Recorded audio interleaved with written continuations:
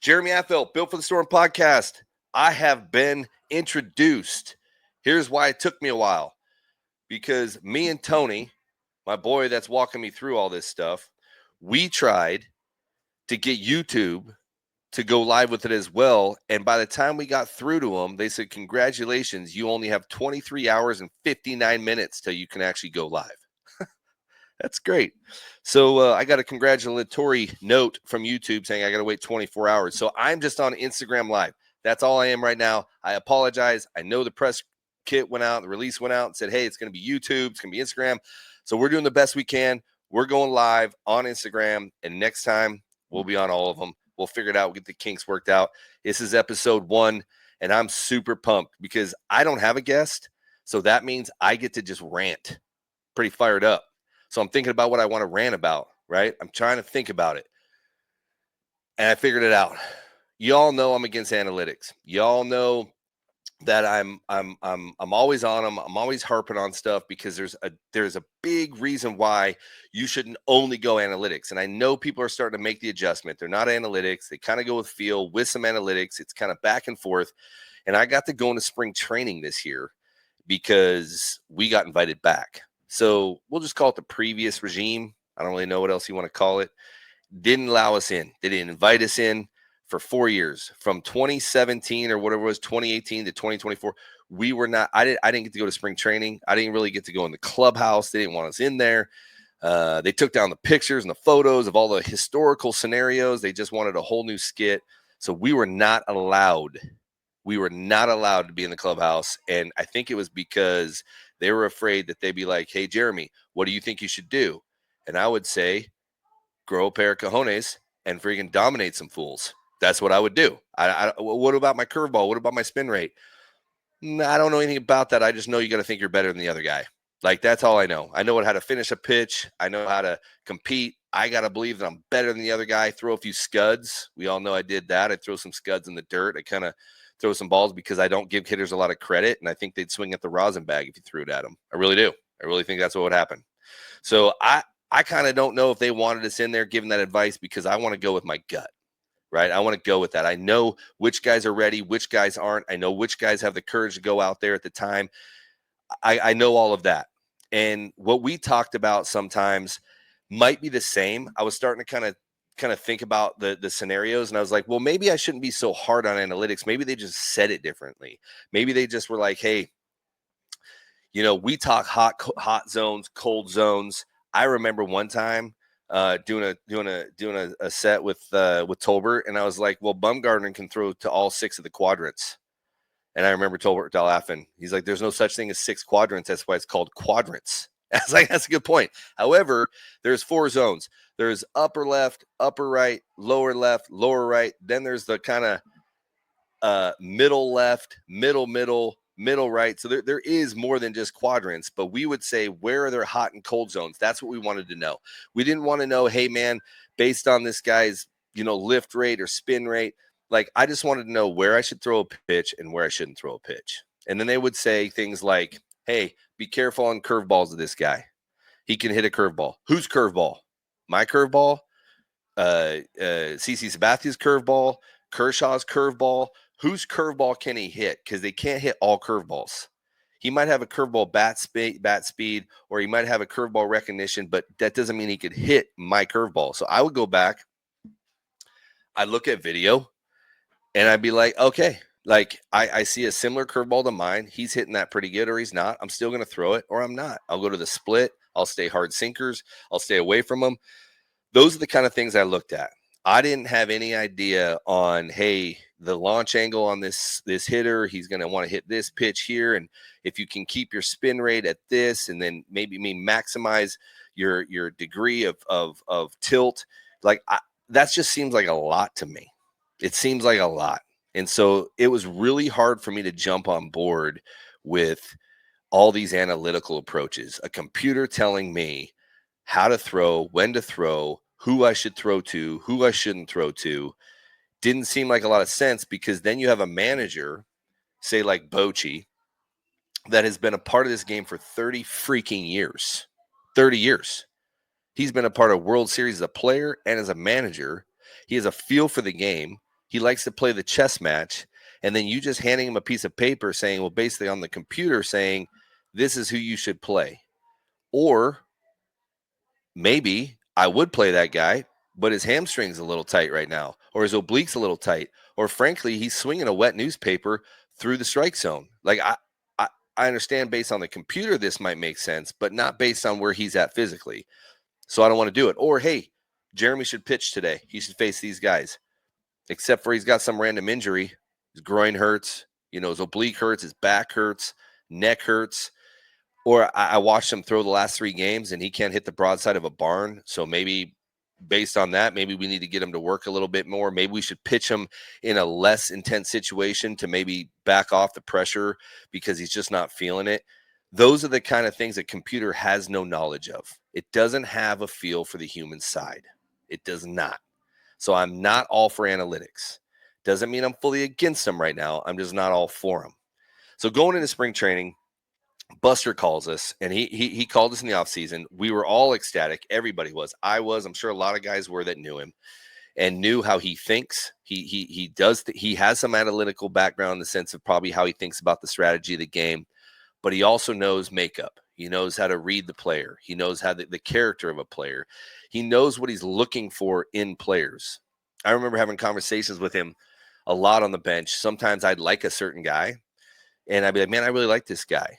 And he's like, why? I'm like, what do you mean, why? Well, he does this, he does this, he does this. He's like, yeah, but in these situations, he doesn't do that. Do you want him in this situation? Or do you want him in that situation?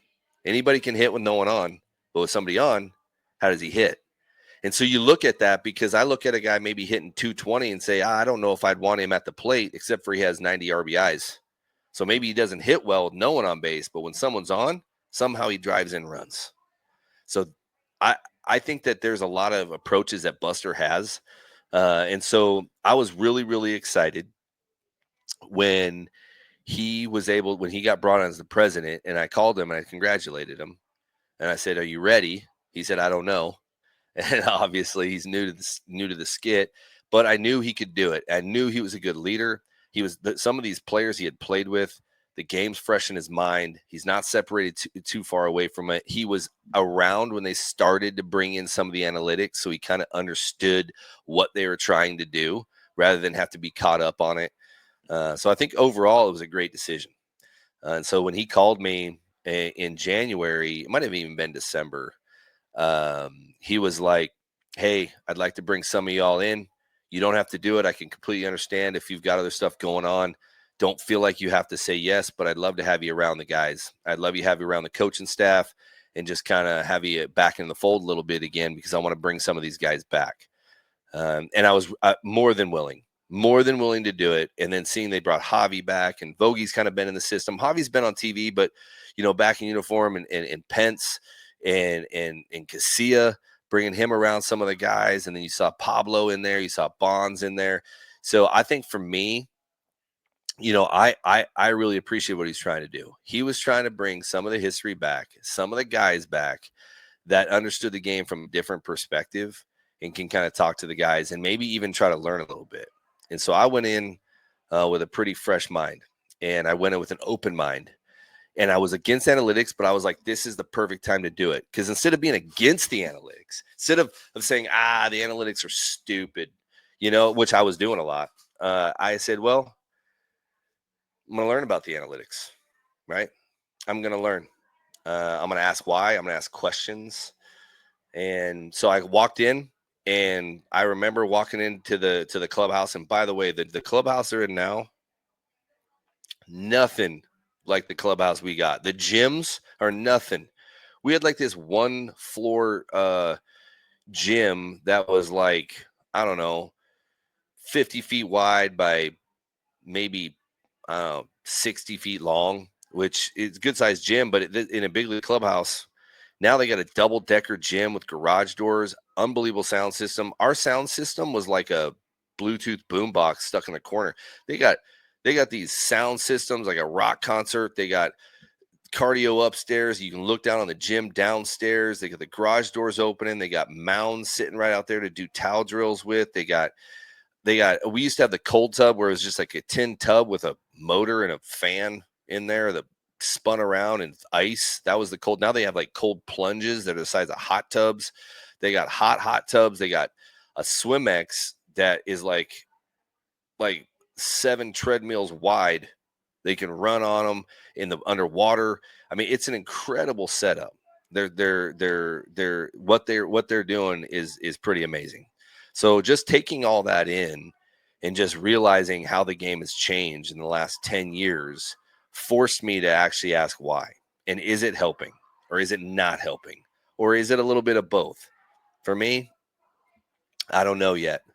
I know I got to walk into the coach's room, and all of a sudden we got coaches sitting at the table with all their iPads, and they got their scorecards, and they got these scorecards, and they're giving dots and for this and blue dots for that, and 2 red dots or 2 green dots based on hitting or fielding or pitching, and they're drawing them all on this scorecard whiteboard, and I had no idea what was going on. It took me about 1 or 2 days finally asking questions to understand how they were evaluating. And I, at first, was kind of rolling my eyes or laughing, but then I started to understand it. And I was like, all right, so it's a scorecard, but it's an accountability scorecard.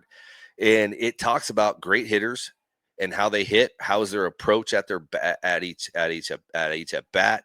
How is their approach on other fielding? Were they lazy? Were they not pitchers? Were they backing up bases? Were they not backing up bases? Did they cover the bunt zone or did they not cover the bunt zone?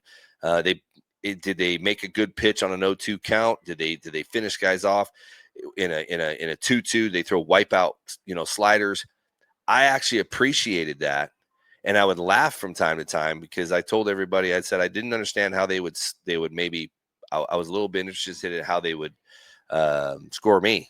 And there's a couple coaches that I'd played with or against, and they said probably not very well. Yeah, so I don't know I don't know if I would have made the team based on their scorecard. I would have no idea. I probably would have got released, so I'm kind of glad for that. But it did make sense on how they were talking to the guys and how they were holding them accountable. And how how these guys can see and these coaches can evaluate based on entire month evaluation rather than an outing to outing or a day to day. It was in a month-long deal, so I could see how that works. So I was impressed. And there was one guy in there, and he was definitely not a coach. He was probably more of a techie guy. We'll call him that, the techie guys. I'm trying to be politically correct, but he was pretty funny, right? And I was messing with him, and I'm like, "What do you do?" And he's like, well, I kind of do the analytical side. And I'm like, oh, you're one of those guys? And he looked at me, he goes, yeah, I'm one of those guys. I kind of said, all right. I said, well, I'm against it. He's like, have you ever seen it? I'm like, no, but I've heard about it. And it doesn't make sense to me based on the way you guys were talking. And he's like, well, why don't you come in here, come into the room we're in? I want to show you some stuff. I'll blow your mind. Oh, you're going to blow my mind? You know what blows my mind? An 0-2 curveball, a 3-2 curveball on the black, that blows my mind. That blows my mind. 3-2 curveball on the black blows, not a computer. He's like, why don't you come in here? I want to show you some stuff. And I was like, what are you going to show me? He goes, well, I can show you where the skeletal side. I can show you how pitchers, when I can bring any photo or any video of a pitcher pitching, and I can actually bring it in, and I can look at the skeletal makeup, and I can show you where their arm drops or raises and where they maximize velocity based on the arm angle that they put themselves in, or the hitting, or the way they put themselves in a hitting position where it'll maximize bat speed, or how they make great contact. Piqued my brain. Piqued it. I was like, oh, I might be into that, because you're showing me something. You're not telling me something. You're not saying what the computer says. You're saying, let me show you what the computer shows you and how you can become consistent. That completely different deal, because I see that differently. I can see it. I can make it. I can make an adjustment. I can get, I can see where if my arm's here versus here, or too high, where everything changes or my movement changes. That I can build a mechanic around. That I can build a delivery with. But if you just say, oh, your spin rate's got to be this, or your curveball's got to be this, or your spin rate on your breaking ball has to have this angle, I don't know how to do that unless I know how to fix my arm angle. So that I'll be willing to work with. There's a little bit of a rant, so I'm pumped. So I'm a little more open. And then so I started just watching guys. I started watching how guys did it in spring training. Then all of a sudden I go out to the bullpens and these got these like it's a golf simulator type scenario, but they have them for pitching and it tracks everything. It tracks their arm speed, it tracks their breaking ball, it tracks the angles, it tracks everything. And so now I'm kind of excited because I'm like, oh man, this stuff's gonna work. I actually think that this makes sense. So I started watching bullpens. And you know what I saw? I saw veteran players. I saw mid-level veteran guys. I saw young guys throwing a bullpen, and they would throw a pitch, and before the pitch would hit the freaking glove, they'd be turning around looking at the screen to see what the angle was, what the speed was, what the arm rate, the spin rate was, breaking down all these things, showing release. They have this camera that runs at like 100,000 frames per second, showing the release of the pitch, and they'd talk about it. And I had one question. I started talking. I said, well, did you see where the pitch was at? No, you didn't, because you threw it and just looked at the TV. Or they'd throw it, hit perfect. I mean, they'd spot it up on the corner and they'd still look at the TV wanting to know, like, what does that say? What did that say? I don't know. What did it feel like? It looked good, felt good, sounded good. Pretty sure it was good. Like, repeat that. If you're having a hard time repeating it, then we can talk about it. But they want to do it after every single pitch. And it was driving me. I finally had to walk off. I couldn't even stomach some of that stuff because we're no longer going with feel. We're going with what a computer says. Problem in a big league ball game, on the mound, game 100 or 162 or game 3 in the NLCS or ALCS or AL or NLDS or game 7 in the World Series, do you think when the crowd's getting into it and the pressure's getting packed and it's getting intense and your heart rate is running and you throw a pitch, do you think you have the ability to say timeout? Can I see a TV screen to see where my arm slot was at right there? Or my how do I make an adjustment when I don't have a feel because I just all of a sudden want to depend on a screen to tell me every time, and then I make an adjustment and then I go into a game? Things change in the game. Your arm angle will change in the game. The pressure of the game will cause you to maybe be a little quicker or a little later, or you're jumpy. How do you make adjustments then if you don't have a plan? If you don't have a mental plan, if you don't have a mental approach to the game, how do you make adjustments? Because there is no screen for you out on that mound. So I'm not really for it right now. I'm not for that part of it. If you want to work on mechanics and developing mechanics, showing arm slot, work in the skeletal side, I get it. But not when you're just going with numbers all the time. The exit velo. I remember I was doing a game in St. Louis, and me and John Miller were doing this game, right? And he hits this ball, and exit velocity was like stupid. It was like, let's just say it was 110 or whatever, launch angle. And John Miller's like, and all of a sudden the guy catches it in center field. And John was like, man, the exit velo and the exit velocity said that ball should have went, 420 feet, and he hit it perfect, and yet the center fielder caught it. And I was like, yeah, John, because there's things called wind and rain and like atmosphere. The computer doesn't tell you everything. It might tell you that should have went out in other ballparks. Well, guess what? It didn't here. You hit it high and there's wind. Don't hit it high. It's going to get knocked down. It doesn't tell you everything. It is not always perfect. You can't go off of all those things. Other analytical stuff, shifts. Thank God that they already made an adjustment on shifts, because they started bringing shifts in when I was playing. And Wotus, he'll attest to it. Wotus and I got into it all the time. I hated shifts. Because they said, well, the numbers say based on all of these numbers that he's going to hit it up the middle. He's going to hit it up the middle. If you throw these pitches away, he has a tendency to hit up the middle. So let's play there. If I throw the ball to that location, I had no idea. If I was that good, I'd be Maddox. If I was that good, I'd be Kane or Bumgarner or Verlander or CC Sabathia or Brandy Johnson. If I was that good, I'd be flying in private jets and I'd have a freaking fifth wheel behind my truck. I got a tent camper. That's what I got because I wasn't that good. So you got to think about all that.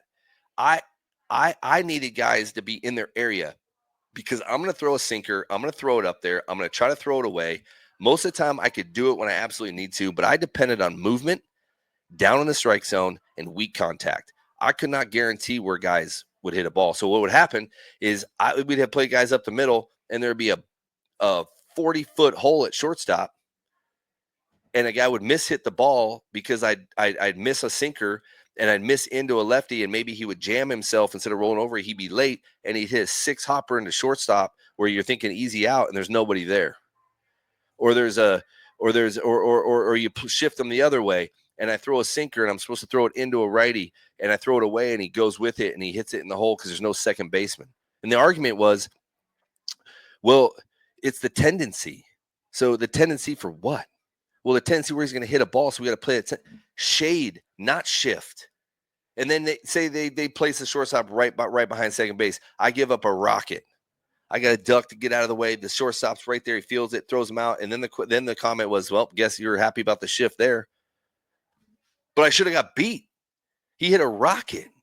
I don't want to get beat on a 6-hopper. I don't mind getting beat on a rocket. I don't mind getting beat on a ball that I missed up with, and he hit a line drive, and there happened to be a guy there. That doesn't help me pitch. I don't want to get beat on a ball that when I jam a guy or get him to hit the top of a baseball or hit off the end of the bat and he hits a ground ball, that's what I don't want to get beat on.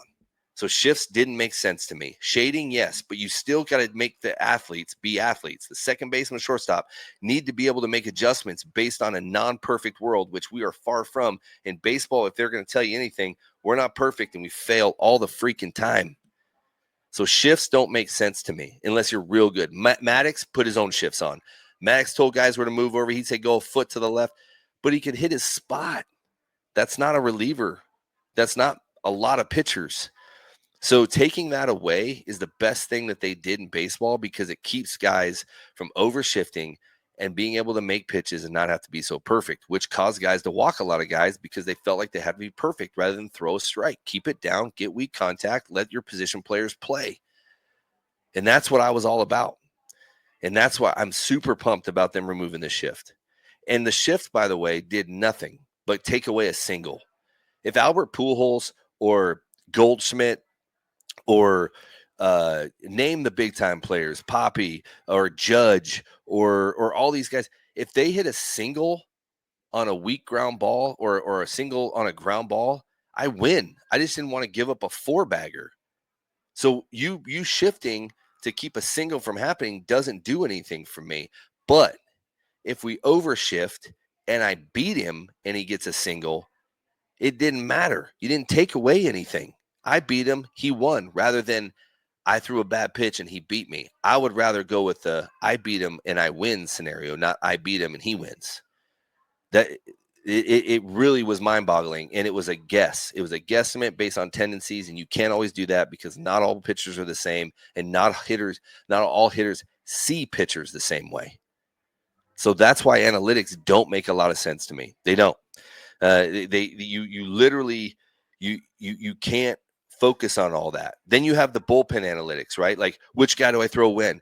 And you saw it. You saw it with the Giants for so many years with Kapler and those guys. They would throw they throw a guy in the 8th and they throw him in the 2nd. Then they have a starter or whatever, an opener or whatever. They take a bullpen guy and let him throw 1 inning start, switch him out, then put another starter. What are we doing? That makes no sense. So for 162 games, we're going to tell a bunch of relievers, hey, I have no idea when you're going to pitch. You're going to pitch 1 through 9. Be ready. Makes no sense. They have to be ready. A starter gets his start day. Even if you want to throw this stupid opener deal out there, right? I'm going to open a guy and then put my starter in the 2nd inning. He still knows he's starting that day. A reliever doesn't always know when they're going to pitch, but I'll tell you what I do know. When I played, I knew when the opportunity was for me to pitch. Not you can pitch, hey, we're going to put you in the 8th, and then we're going to pitch you in the 1st, or we're going to pitch you in the 3rd, and then maybe the 9th, just depending on analytics or who's up or when there's strategy to get out that inning. That is mind-boggling to me. In the playoffs, I'm all for it. You want to pitch me in the 1st, pitch me in the 1st. You want to pitch me in the 3rd, pitch me in the 3rd. You want to pitch me in the 7th, pitch me in the 7th. If that's momentum, we have 5 to 7 games, depending on the division or the series that you're playing. Then you throw me whenever you got to throw me, because we got to do this. We got to win 3 or we got to win 4. So we just got to win whenever we can win. I'd be all for that, but not for 162 games and think they're going to be mentally ready, physically ready, and be able to have stamina, because they're either getting overthrown or they're not getting thrown when they should.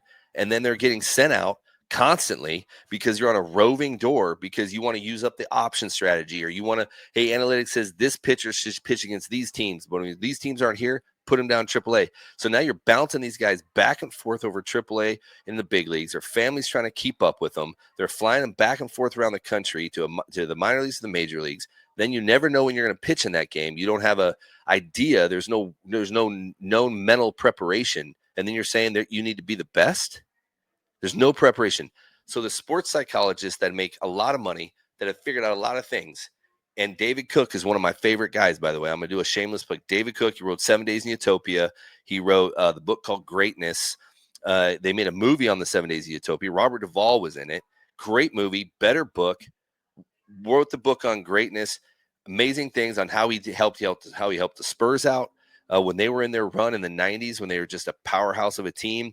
Then you had Baylor when they won the national championship. He was their guy then. He's a huge guy for the PGA golfers. He does stuff for Olympics athletes. He started helping baseball players. He helped me out when I was having a mental problem. And you know what he said? You got to see it, you got to feel it, and you got to trust it. See who you're facing. So learn to visualize before you get out there, so your brain knows. And you can almost have deja vu. You can calm yourself down. And then what does it feel like to make those pitches to that guy? So when you're facing him, you're making that pitch, and then trust it. You just let it go.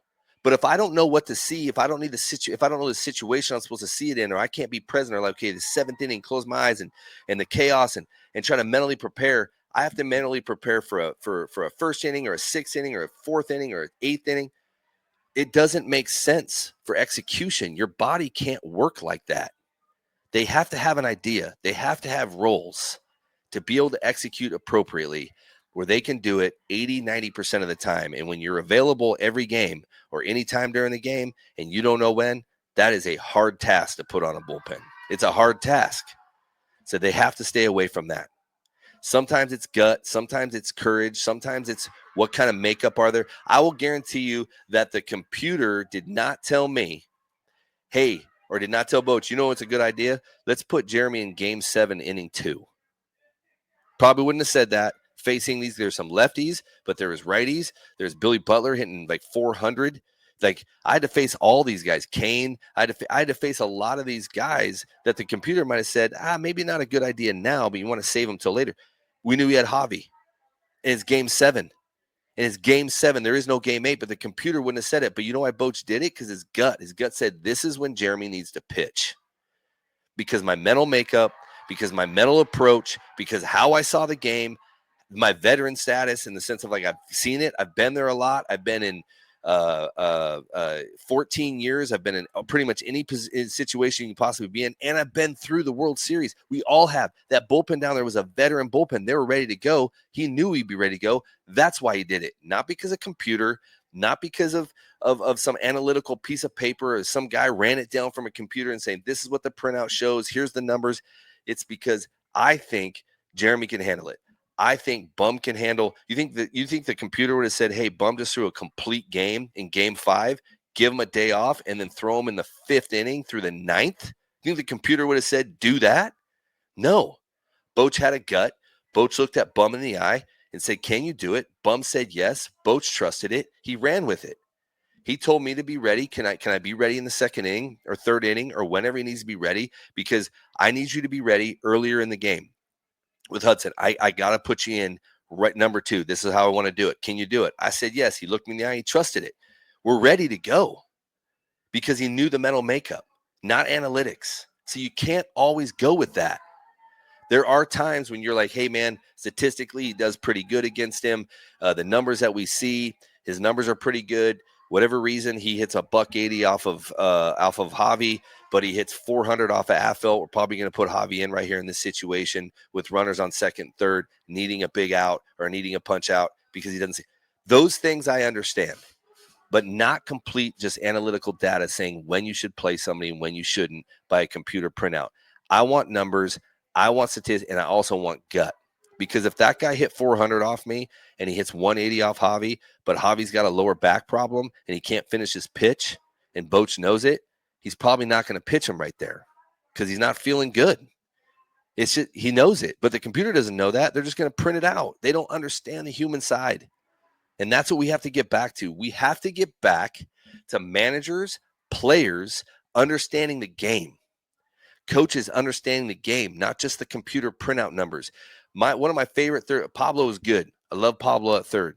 No problem with Pablo. One of my favorite third basemen ever in the big leagues was Joe Randa. You remember Joe Randa? Probably not, because if you're not 46, you probably don't remember him. Joe Randa, third baseman for the Royals, Detroit Pirates. That guy would always shade the line at third base when I pitch. At that time, I didn't have a sinker. I had a four-seam that cut. I had a curveball that went in to a righty and away from a lefty, and I had a split change that kind of dove. Guys pulled it a lot from the right side. He would always shade the line, and I give up absolute freaking rockets.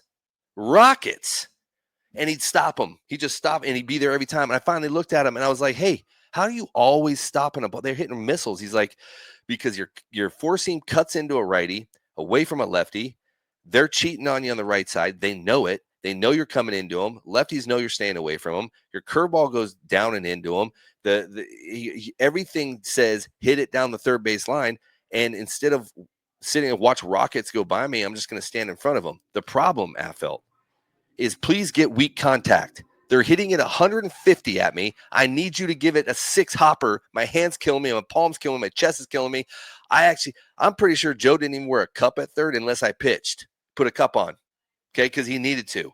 Like, he knew the game because he observed the game. He didn't have this little thing on his quarterback wrist of looking at where they should shade and close. He didn't have to look at a coach to ask where he should go, and he just went where the coaches told him to go. He paid attention to the game. Joe Panic told me I asked him about analytics. He said no. He said it's good in some ways, bad in others. And at second or short, you should be able to sit back there and be. He says Joe even told me I used to get into it coaches in New York and Toronto because they'd say, why aren't you playing here, or why aren't you doing where I asked you to play, or I asked you to go over there and you shade it back the other way. Why'd you do that? And he's like, because I watched our pitcher. And I saw that he was actually leaking, and balls were leaking out over, so he wasn't going to hit it up the middle. If this guy was going to hit it, he was going to hit it to my left side from the right side, and I wanted to be over there. I'm watching him pitch. He's not pitching as good. He's not feeling it. He's not getting that finish, and that's being a old school player that understands analytics, but plays to the feel of the game. We have to get people like that again. And what I'm seeing from the Giants is we're starting to do that. We're starting to get a feel. We're starting to get coaches that have played in the game in the major leagues, have a feel for the game. Then we're teaching the players how to feel for the game. We're getting some old school thoughts. We're taking away the crutch. We're not using as much analytics. We're forcing them to see it. You're starting to see the pitchers they have roles a little bit more in the bullpen. You see that they're letting them pitch a little longer in the games, not pulling them after the fourth every freaking time. They're letting them go. And Melvin is saying, hey, if the kid's got a feel, he's got a feel. It doesn't matter what the computer says. It feels good. I'm going to let him pitch, and I'm going to let him play. What does that do?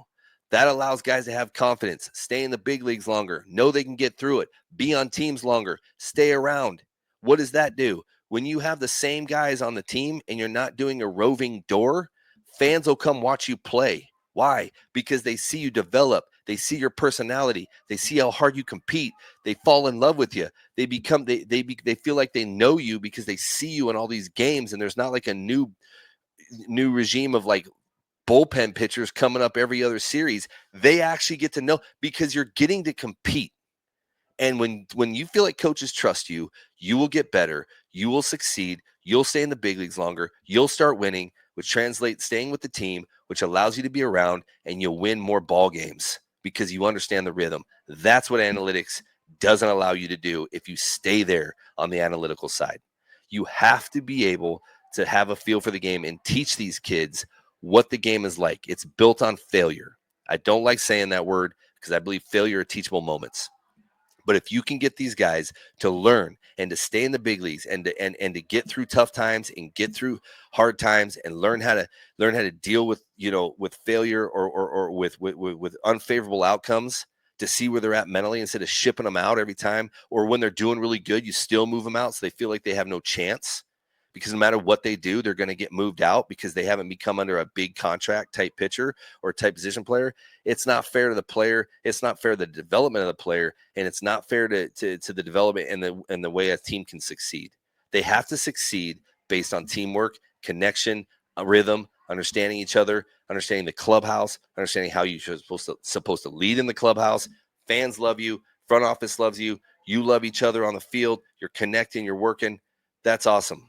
And that's how it should be. And you can't get there with analytics. You can get there with grit.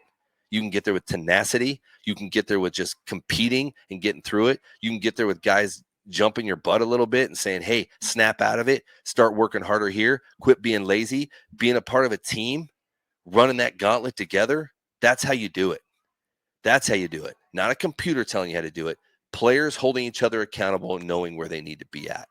That's how you play this game. And use some analytics to help you get better, help you understand maybe pitch selection, what you should be hitting, what you should be swinging at, what maybe a tendencies, analytic for tendencies. Yes. Analytics for guarantee. Absolutely not. And you will not tell me different. Built for the Storm podcast, episode 1. Had a great time. That's my rant. I will have a bunch more of these rants. I actually like the rants. I will be back. Once again, I'll have guests sometimes. I'll go on my own personal rants. We should have a lot of fun. Thanks for bearing with us. Thanks for hanging with me. I appreciate you guys. And welcome to Built for the Storm podcast, episode 1 in the books. Boom.